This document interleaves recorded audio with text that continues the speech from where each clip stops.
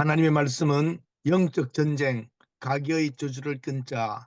마태복음 12장 43절에서 45절 말씀입니다. 더러운 귀신이 사람에게 나갔을 때에 물 없는 곳으로 다니며 쉬기를 구하되 쉴 곳을 얻지 못하고 이에 이르되 내가 나온 내 집으로 돌아가리라 하고 와보니 그 집이 비고 청소되고 수리되었거늘 이에 가서 저보다 더 악한 귀신 일곱을 데리고 들어가서 거하니 그 사람의 나중 형편이 전보다 더욱 심하게 되느니라. 이 악한 세대가 또한 이렇게 되리라. 아멘. 가기의 저주를 끊자라고 하는 제목으로 우리 왕찌거 선교사님 말씀 전해 주시겠습니다. 조중 국경 지역에서 북한 선교 28년간 하시다가 추방되셨고 태국 트라이앵글 지역에서 2년 8개월 탈북민 구출 사역을 하셨고 지금은 삼각산 통일봉 3000일 작전 체라 기도 중이십니다. 영적 전쟁을 위하여 전방에서 기도하시는데 우리 함께 강사님 나오실 때 할렐루야 하고 인사하십시다. 할렐루야. 어, 많은 선배 목사님, 선교사님 계시는데 이렇게 부족하고 연약한 사람을 또 이렇게 세워주셔서 두렵고 떨리는 마음으로 이 자리에 섰습니다. 지금 이제 삼각산에서 산기도한 지가 지금 8년이 넘어가는데요. 전에 몰랐던 그런 영적인 부분들을 또 지금 깨달아지고 그 부분을 놓고 대적 기도하면서 지금 돌파를 하고 있습니다. 사랑하는 여러분, 저는 지금 예수 믿고 주의 종이 된 지가 지금 40년 가까이 됩니다. 40년이 넘었죠. 근데 목사고 선교사입니다. 그리고 내 딸이 3명 있는데 딸이 다 선교사입니다. 근데 이제 나한테는 이 견고한 진이 없을 줄 알았는데 하나를 깔면은 또 까지고 하나를 없애면은 또 나타나고 참 이것이 복이기도 하지만은 어떻게 나도 모르는 그런 견고한 진, 그런 것들이 왜 내 안에 이렇게 많이 있을까? 많은 것을 생각을 해보았습니다. 사실 이제 저는 모태신앙 아닙니다. 제 아내도 모태신앙이 아닙니다. 1세대입니다. 제가 지난번에도 고백을 했지만은 저는 7살 때에 어머님이 광주에서 병으로, 폐병으로 돌아가셨습니다. 아버지는 9살 때에, 제 나이 9살 때 알코올 중독으로 돌아가셨습니다. 제 아내는 어머니 아버님이 15살 동시에 두 분이 자살한 집안입니다. 두 사람이 만났을 때는 너무 고운 청년, 멋있는 청년, 고운 아가씨, 정말 그야말로 꿈도 많았고 너무나도 아름다운. 근데 지금 산 지가 지금 37년째인데요. 살다 보니까 하나씩 하나씩 나타나기 시작합니다. 자, 이런 부분들을 헤쳐나가기 시작하면서 너무나도 많이 힘들었습니다. 지금은 이렇게 얘기할 수 있는 부분이 다 거의 한 8, 90%를 이제 이겨내고 다 떨쳐버리고 무너뜨렸기 때문에 지금 이런 말을 할 수가 있습니다.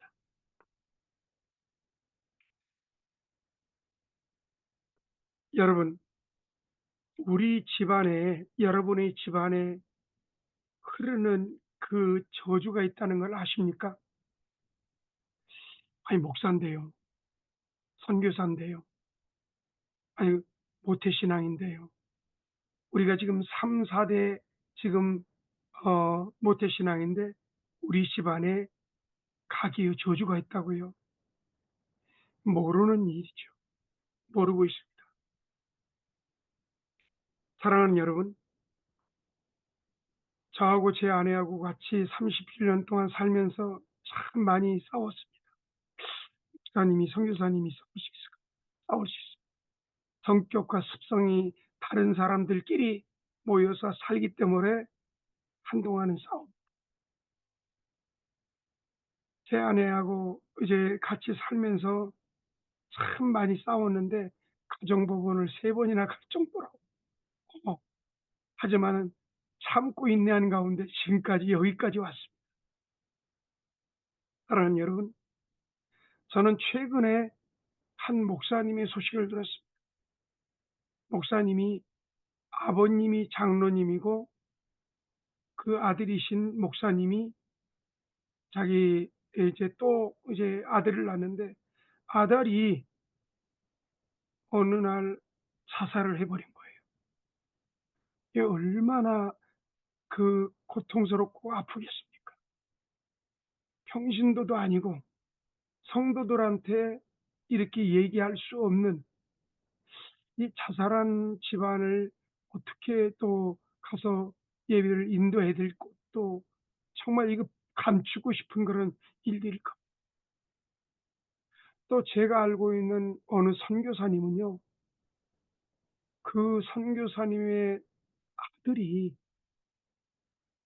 또 저기 선교지에서 나와 가지고 사람을 죽이는 살인자가 되었어요. 참 이런 것을 볼 때 얼마나 고통스럽고 힘들겠습니까? 그럴 수 있느냐고요? 그럴 수가 있습니다. 저는 오늘 본문의 말씀을 좀 보도록 하겠습니다. 본문의 말씀을 보면은요. 오늘 마태복음 12장 43절에서 45절에는 지금 제가 읽어 드리겠습니다. 더러운 귀신이 사람에게서 나갔을 때에 어쩌면 이 43절에는 있잖아요. 정말 우리가 예수 믿고서는 정말 이 더러운 귀신이 그 사람에게 나가서 그 사람이 새 사람이 된 것을 봅니다. 근데 더러운 귀신이 그 사람에게서 나갔을 때에 그다음에 또 구절이 있습니다. 물 없는 곳으로. 이 히브리 이제 유대인의 속담에 보면은요. 이 물 없는 곳이라는 것은 이제 사단이 좋아하는 곳이라고. 물 없는 곳. 사단이 거하는 처소라고 얘기합니다. 근데 이제 이 우리 이 말씀 안에서는 물 없는 그 말씀과 지속적인 믿음의 성장이 없는 것을 이야기하죠. 그러니까 물 없는 곳으로 다녔다고 그랬습니다. 다시 말해서 성령이 없고 그 하나님의 말씀이 없는 그런 곳에 다녔다고 했습니다. 이 더러운 귀신이 그 사람에게서 나가서 두루 다녔다고 그랬습니다. 여러분, 이 다닌다는 말에 한번 좀 집중해 보시길 바랍니다. 더러운 귀신이 우리 집에서 나갔습니다. 그렇다면은 이 물 없는 곳, 다시 말해서 예수가 없고 하나님 말씀이 없는 그런 집안들의 사람들이 있을까요, 없을까요? 있죠. 예수 믿지 않는 사람이 있습니다. 그런 사람들에게 돌아간다는 것 여러분 혹시 생각해 보셨습니까? 물 없는 곳으로 다니며 집안에서 계속 뱅글뱅글 돌고 있습니다. 우리 집안에서 나갔는데 믿지 않는 우리 자녀한테 들어갑니다. 아니, 내가 목회자지만은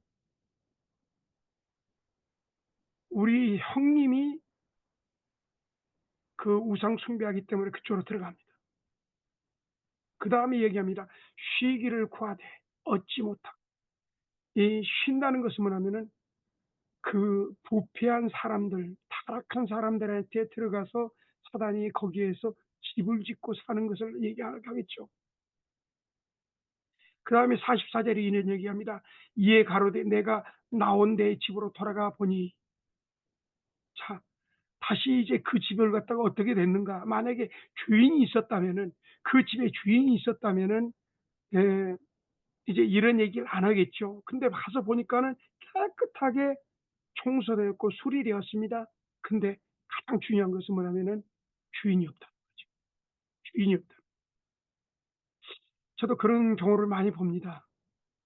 정말 정말 하나님의 부름을 받아서 예수 믿고 회심했고 그다음에 신학을 했고 신학을 해서 목회를 잘하시다가 선교를 잘하시다가 너무 힘들어 가지고 선교를 내려놓고 한국에 들어와서 돈 버는 일을 하시더라고요. 그리고 또 교회를 사역을 하시다가 너무 힘드니까 교회 사역을 내려놓고 대리운전을 하시더라고요. 근데 여러분, 돈 버는 것이 쉽지가 않잖아요. 세상 사람들과 마주쳐야 되고 또 대리운전이 정말 예, 낮은 사람부터 높은 사람을 다 만나서 별 얘기를 다 들을 텐데, 그러면은 목회할 때는 그 성전이 깨끗하고 정말 내가 하나님의 종으로서 그 길을 가야 되겠다고 하지만은, 자, 돈 버는 일을 통해서 지금 이제 과연 예배를 온전히 드릴까요? 그래서는 목회자지만은 사명을 감당하지 못할 때 이제는 끊었던 술 담배를 가지게 되고, 그러면 이제 나갔던 더러운 귀신이 다시 일곱 귀신을 데리고 들어온 것을 봅니다. 제가 여러분 사진 한 장을 좀 보여드리겠습니다. 우리 권사님 좀 올려주실래요?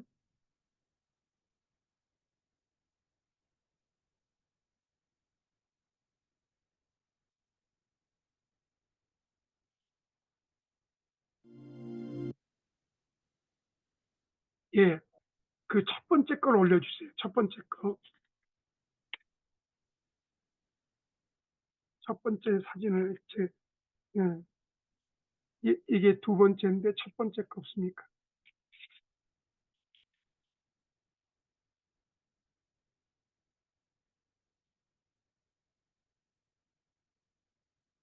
예, 됐습니다. 그러면 저기 금방 올린 거 조금 올려주십시오 한번. 예,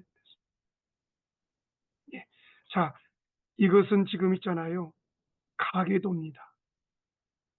그 가계도에 흐르는 견고한 진, 이 저주에 대해서 얘기를 하는데요. 여러분, 이 한 나무를 보시길 바랍니다. 이 나무를 보니까 오른쪽에는 신가 쪽이고 왼쪽에는 외가 쪽입니다. 이 나무에 한번 흙을 보시길 바랍니다. 그리고 나무 통을 보시길 바랍니다. 나무 잎사구를 보시길 바랍니다. 그 다음에 나무 열매를 보시길 바랍니다. 여러분, 모든 식물의 토대는 그 뿌리입니다. 우리가 어떤 식물들의 뿌리를 살펴보면 처음에는 뿌리는 아주 세미합니다. 미세합니다.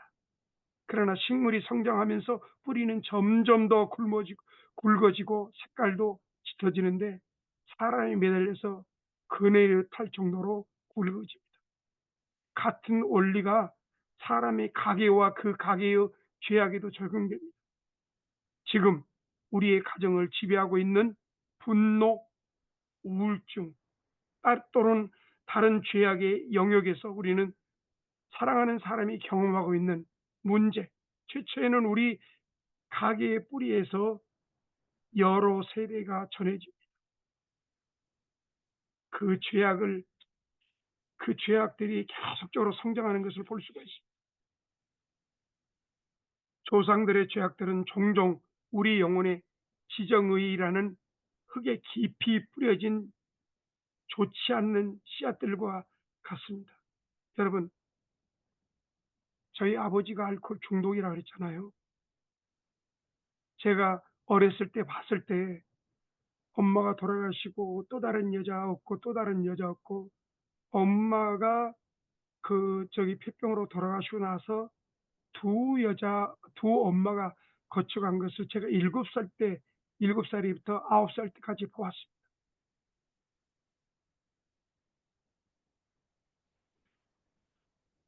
어떤 씨앗들은 어린 시절의 경험을 통해서 심겨집니다. 씨앗은 동명산토에 몰려 있지만은 싹을 내지 않습니다. 그러나 어떤 씨앗들은 적절한 환경이 주어질 때 싹을 내고 자라서 튼튼한 나무가 되어집니다. 악한 열매 또는 바람직하게 정말 보살핌을 받고 그렇다면 좋은 열매를 맺겠죠. 우리가 조상들로부터 혈통으로 유전되어 이러한 좋지 못한 경향이나 약점들을 따라서 행동하고 그것을 자라게 한다면은 씨앗들은 아주 큰 나무가 자라서 우리의 삶을 지배하는 강력한 열매를 맺게 됩니다. 여러분, 원래 그 씨앗의 그 원천은요, 마태복음 13장에 있습니다. 하나님께서 예수님께서 이 씨앗에 대해서 비유를 얘기하고 있죠.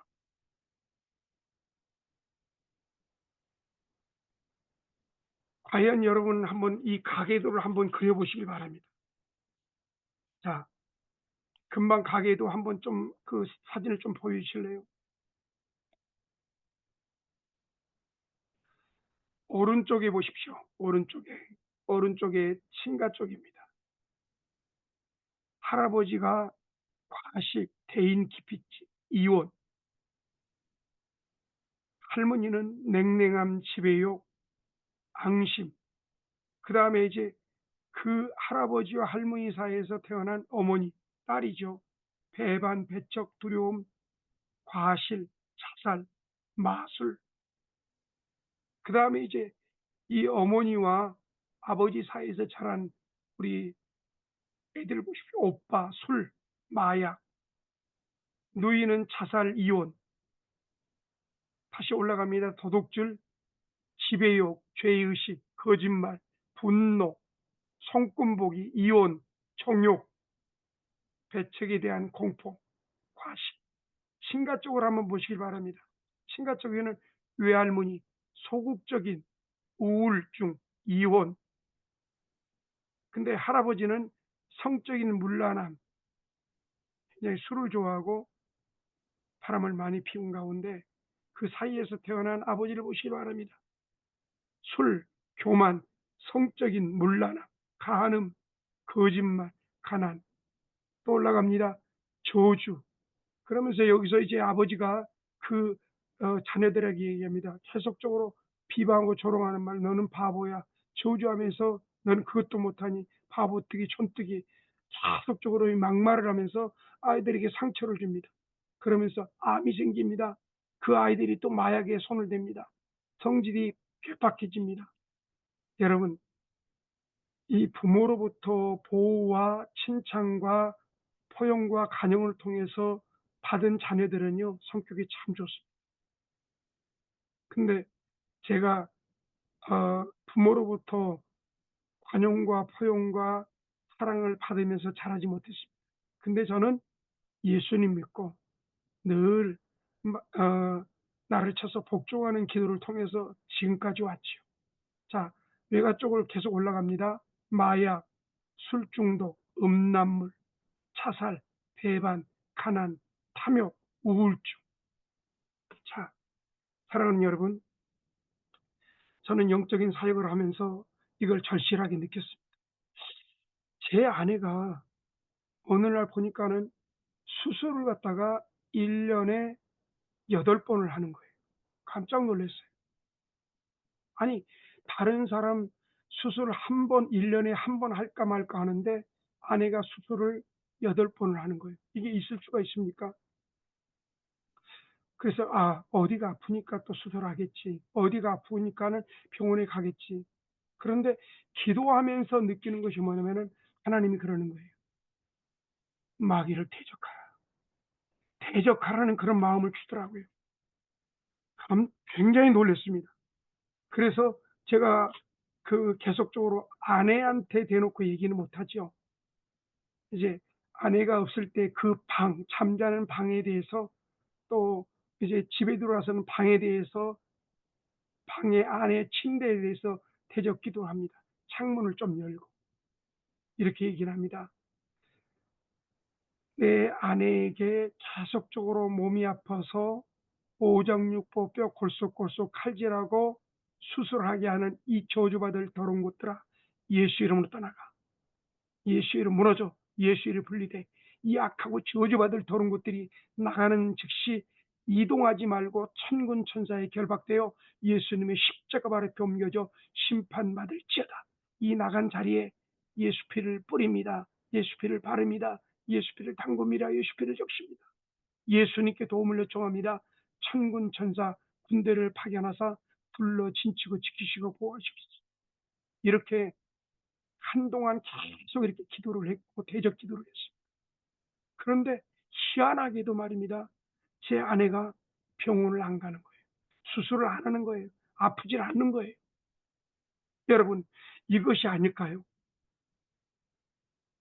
우리 집안에 내가 목회자지만은 내가 선교사지만은 사역을 하고 있는데 집안의 아이들이 가족들이 원인 모르게 계속적으로 우울증에 사로잡혀 있습니까? 예수를 믿지 못하게 계속적으로 예배 한 번, 두 번 빠지면서 혼미하게 계속적으로 세상으로 나가는 그런 자녀들이 있습니까? 그냥 견고한 진이죠. 대적을 해야 돼요.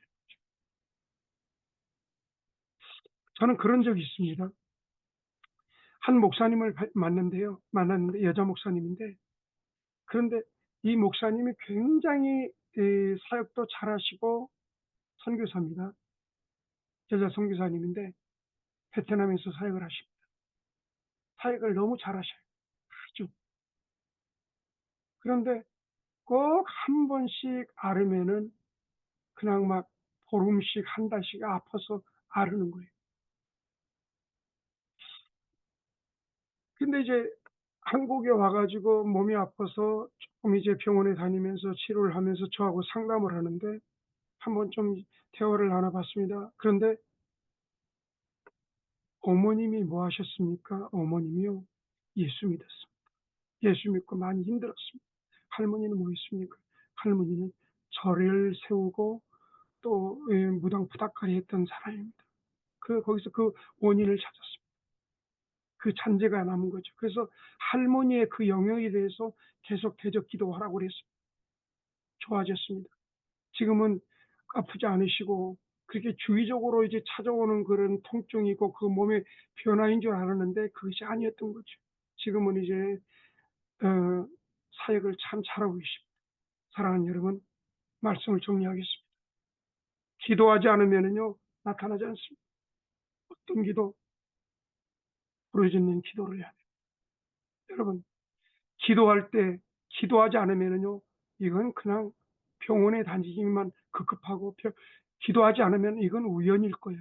기도하지 않으면은 이것을 분별을 못합니다. 기도하지 않으면은 이것을 깨닫지 못합니다. 기도하지 않으면은 영적인 부분들을 잡아낼 수가 없습니다. 기도합시다. 여러분, 지금 여러분이 현지 사역에서 사역하는데 어려움이 있습니까? 돌파가 안 됩니까? 선교사지만은 마지못해서 그 선교사라는 명칭을 가지고 마치 도살장으로 끌려가듯이 합니까?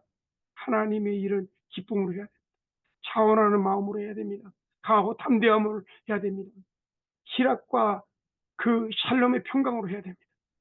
그런데 아직까지도 지금 계속적으로 마지못하고 지금 본국에서 들어오는 선교비를 가지고서는 그냥 그대로 유지하고 있습니까? 마음에 평안이 없고 마음에 담대함이 없고 구원의 확신이 없고 하나님에 대한 그런 정말 담대함으로 나가지 못하고 있습니까?